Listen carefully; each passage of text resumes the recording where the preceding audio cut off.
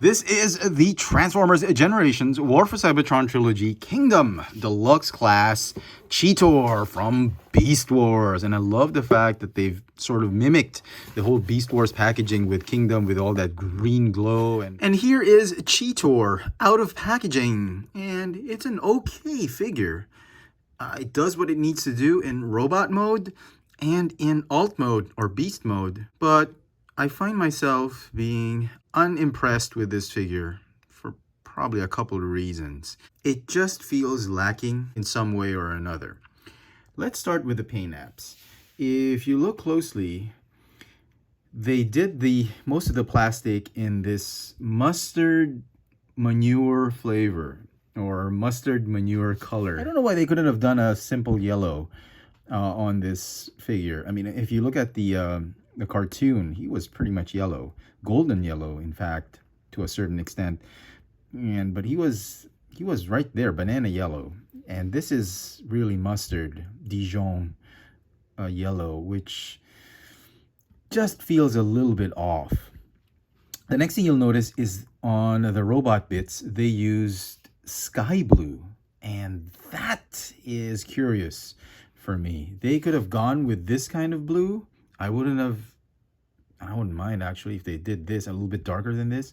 But if you look at the cartoon, he should have been done in cobalt or navy blue, metallic cobalt or navy blue. That would have been perfect for this figure. I don't understand why they went with sky blue. The head sculpt on the beast mode, which we'll look at later, seems to be okay, though not accurate as again. We should have seen, they should have added the pupils. Although this one looks so much cooler without the pupils. The pupils look so cartoony. But if you're going for accuracy, that should have been what they did with that head sculpt. The head sculpt in the robot mode looks great. Actually, I'm a big fan of this head sculpt. I think this is Cheetor. It screams so much like the character. Then again, the color is really putting me off. You see that really nice tempoed maximal symbol right there.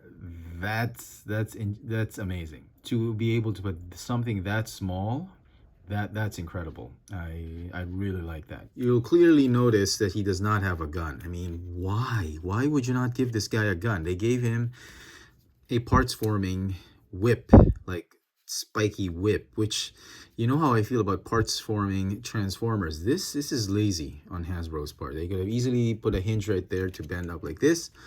And I wouldn't mind if they gave it a separate gun. They gave the figure a separate gun, the Guts gun, and just have it as a separate piece that could not be integrated into the alt mode. I wouldn't care if that was the case, as long as you gave him that gun, because the whip doesn't come into place or come into play until about season 2 when it becomes like transmetal.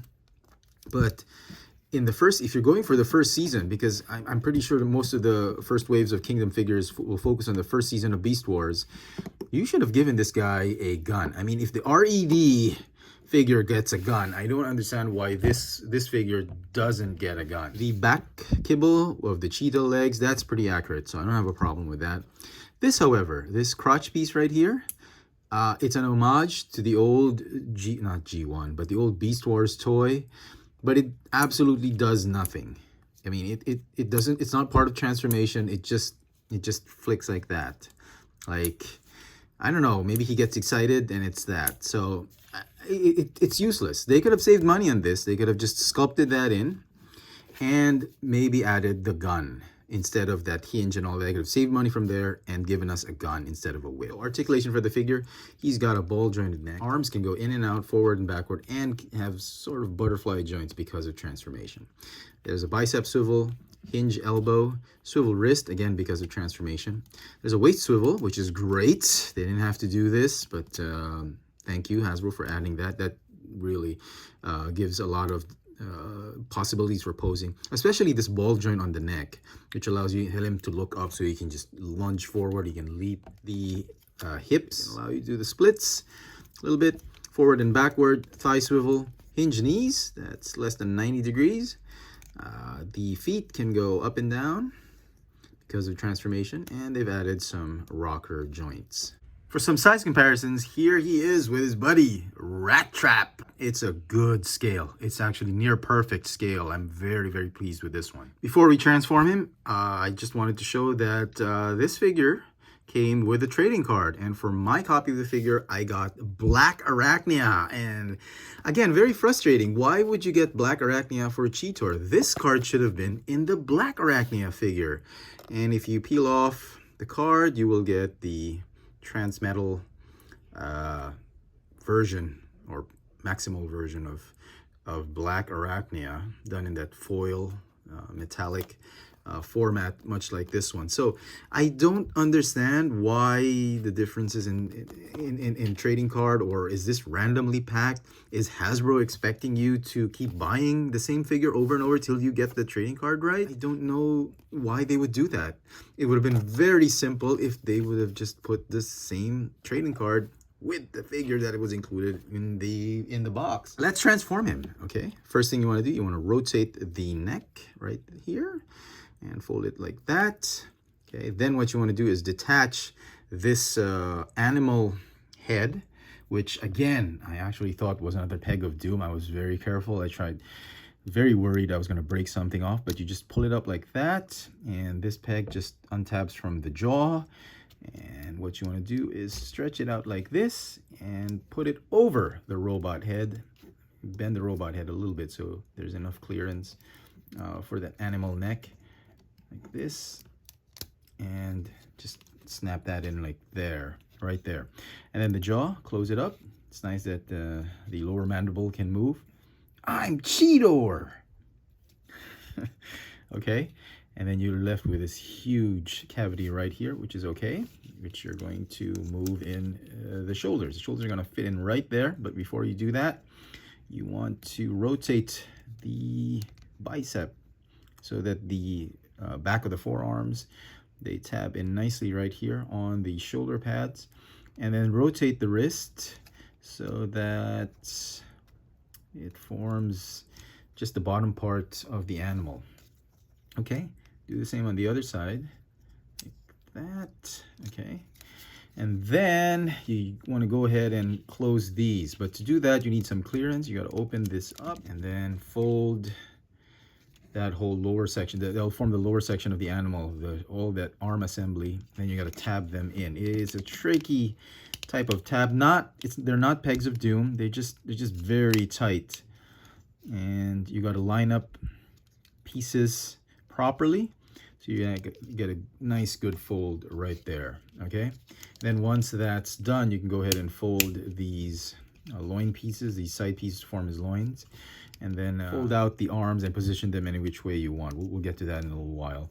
And then the legs. Okay, the legs, you're going to want to fold up the feet like this and fold down the animal feet like this. Collapse that completely. Bend this joint right here, the knee joint, bend it like that, and then the lower knee joint is going to fold this way. Lower knee joint for the animal, like this, and then you just position the feet so that they're all flat and balanced. And then all that's left is to just plug in the tail right here, and then there you go. There is Cheetor in his beast mode. So again, it's okay. It's a passable cheetah beast alt mode. I love the fact that they've put ball joints on the paws. That way you can, they serve as ankle or rockers. That way you can spread the legs a little bit so you can get him in the nice crouching stance like that. So yeah, it's okay, but again, it doesn't feel as, it should have been a smoother alt mode. And because I'm coming off a high from the Black Arachnia figure and the Rat Trap figure, and I really had a lot of high expectations for this figure, and it just feels like it's okay. It's not bad, don't get me wrong, but I'm just not impressed with it. Yeah, the legs can go like this and like that. The arms, cheetah arms can go like this and like that, but yeah, that's about it. The tail doesn't move, and this is really probably the most annoying bit of this alt mode.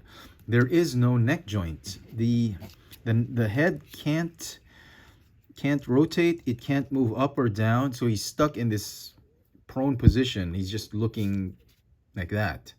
It's great that the mandibles can move, the lower jaw can move, but other than that, it's a very hard animal mode to play with. It's basically a statue for me, despite the articulated legs and all that. So nothing moves from the abdomen and all that. So it's very difficult to really be impressed with this figure. Again, you've got the toe sticking out right here, which is, I don't know why they couldn't have fixed that. They could have added a joint or something like that. And again, right here, they could have easily found a way to stick in the guts gun right there instead of having that sharp piece, like it's sticking out so awkwardly right there, that sort of blade on the whip.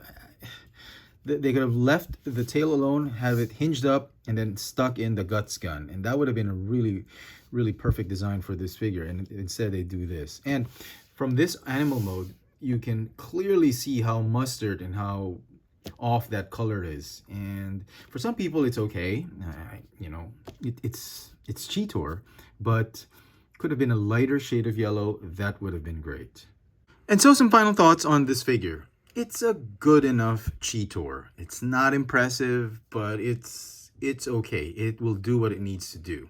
If you're looking for a Cheetor on your shelf just to fill out your Beast Wars figures without necessarily getting into the Masterpiece line or hunting down a vintage and old Beast Wars figure, this is a pretty good figure to get. And at the price point of what, $20-$25, it's a pretty good Cheetor figure. Now, having said that, my suggestion is to wait for the repaint or redeco of this figure, which will probably most likely be a Walmart exclusive under the Netflix Transformers line, which we've seen 2 waves of.